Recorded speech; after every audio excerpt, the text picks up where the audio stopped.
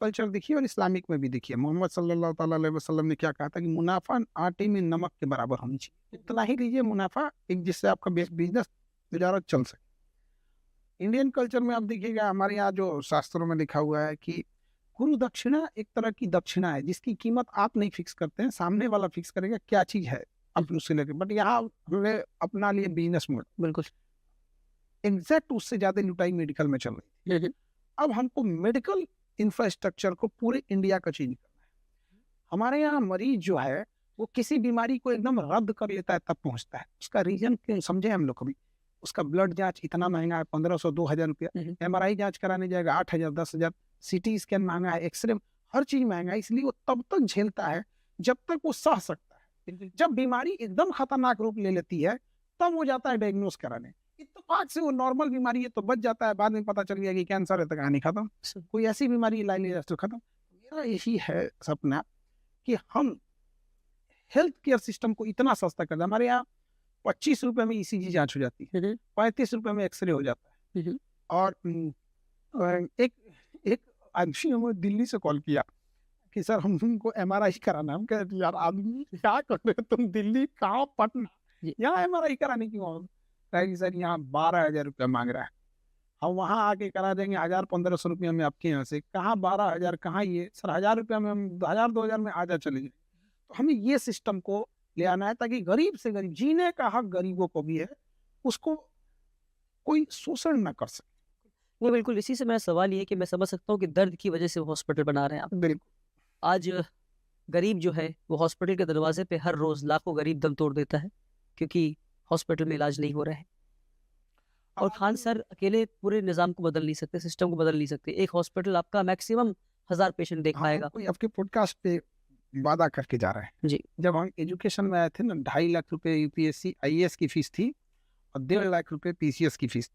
तो लोग कहते थे ना कि आदमी चिल्ला के चुप हो जाएगा, ये फीस कभी डाउन नहीं होगी। आज आप पता कर लीजिए, कहीं पे भी किसी की हैसियत नहीं है जो ज्यादा फीस ले सकते हैं। और हम यहाँ भी कह के जाते हैं 3 साल के अंदर, पूरे इंडिया की बात कर रहे हैं, जो इधर इंडिया स्टेट की नहीं, पूरे इंडिया की, जो 4 गुना डाउन ना हो जाएगा डायग्नोसिस जांच। अमूमन क्या डॉक्टर का फीस है 1000 रुपया, और वो कहेगा कि इससे हम ज्यादा लेना चाहते हैं तो लिख देगा MRI 10,000 रुपया के जाके MRI करा के लेंगे। आप ले जाके कराएंगे, देखेंगे हड्डी है, वैसे देखेगा 5,000 कमीशन आ गया। बिल्कुल। तो ये सिस्टम को खत्म और बहुत जल्दी हो। ऐसे मगर मुझे ऐसा लगता है कि अकेला एक इंसान जो पूरे निज़ाम को तब तक बदल नहीं सकता जब तक एक्टिव पॉलिटिक्स में ना आ जाए वो।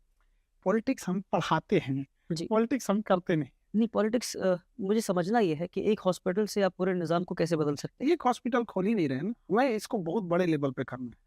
कैंसर हॉस्पिटल बना रहे हैं। हमारी आदत है जब तक कोई चीज बन नहीं जाती है तब तक हम बोलते नहीं है। डॉक्टर उसी तरह ब्रेन का एक अलग बनाना है हमें, कि जहाँ केवल ब्रेन पे रिसर्च हो, ब्रेन पे कैसे हो कि कौन सा मरीज बचेगा, कौन सा मरीज नहीं बच पाता है। वो क्या करते हैं ना, जो पता है कि हमको ये वाला मरीज नहीं बच पाएगा, एटलीस्ट हम उस गरीब है तो उसे बता सकते हैं कि भैया देखो बड़ा मुश्किल है। उसको क्या करते हैं ना, उसको एक होप देंगे सब, देखो एक उम्मीद है बच सकता है, खेत बेच दो, एक उम्मीद है बच सकता है, देखो यहाँ पे आप उसका इलाज कीजिए। और ऐसा नहीं है कि इतना महंगा इलाज है कि किसी का खेत बिक जाए। यकीन मानिए हम देख रहे हैं ना, इतना भी महंगा इलाज नहीं है कि खेत और गहने बेचने की नौबत। आप उसका इलाज कराइए उसी हिसाब से और बदलेगा। अभी हम यहाँ आए हैं तो आपके हमें लगता है हमने आपको 3 बजे का बोले थे आप, लेकिन चूंकि हमारा ईस्टर्न रीजन में आता है तो ब्लड बैंक का लाइसेंस हमें यहीं से आके मिला, कलकत्ते से मिलता है। कलकत्ता से आ पाता, तो हम इसी बहाने यहाँ आए और एक उम्मीद हमने वहां से भी कर लिया। और एक उम्मीद ये है कि 1 लाख यूनिट हमें ब्लड को रखना है, बस वैसे हम 10,000 यूनिट सेना को देंगे हर, मतलब कि भैया 10% जो हमारा ब्लड मान के चलिए 2 लाख यूनिट आ गया तो उसका 10% और ज्यादा हो गया, परसेंटेज वाइज 10% हम सभी को दे देंगे एनी टाइम जब भी बोलेगी वो। बहुत बड़ी बात है, बहुत बड़ी बात है सर। जो जो जो मैं अगेन उस बात पे मैं आगे बढ़ना चाहता हूँ। मैं जब भी मैं कोई सरकारी स्कूल देखता हूँ एक बुरे हालत में है तो मैं सोचता हूँ कि भाई मुझे दे दो, मैं चला के दे दूंगा। तो आपको लगता नहीं कि हॉस्पिटल स्टैब्लिश करने में अगर वक्त ना बर्बाद करें, मतलब वक्त बर्बाद ना करें, मैं नहीं कह रहा हूँ वक्त बर्बाद कर रहे हैं, आप बहुत बड़ा काम कर रहे हैं, मगर अगर मैं समझता हूँ कि पब्लिक प्राइवेट मॉडल पर अगर हम जा सके कि जितने भी सरकारी हॉस्पिटल्स हैं अगर हम उनको टेक ओवर कर सके और सरकार कह सके कि आपका मॉडल अच्छा लगे हमें, आप हमारा हॉस्पिटल चला के दिखाई सस्टेनेबल कैसे कर रहे हैं। और आप जिस तरह की मैं समझता हूँ कि अगर सरकार मुझे कम से कम 10 स्कूल आज के टाइम पे दे दे तो मैं I am capable enough to run 10 more schools, सरकारी स्कूल से जहाँ पढ़ाई नहीं हो रही है।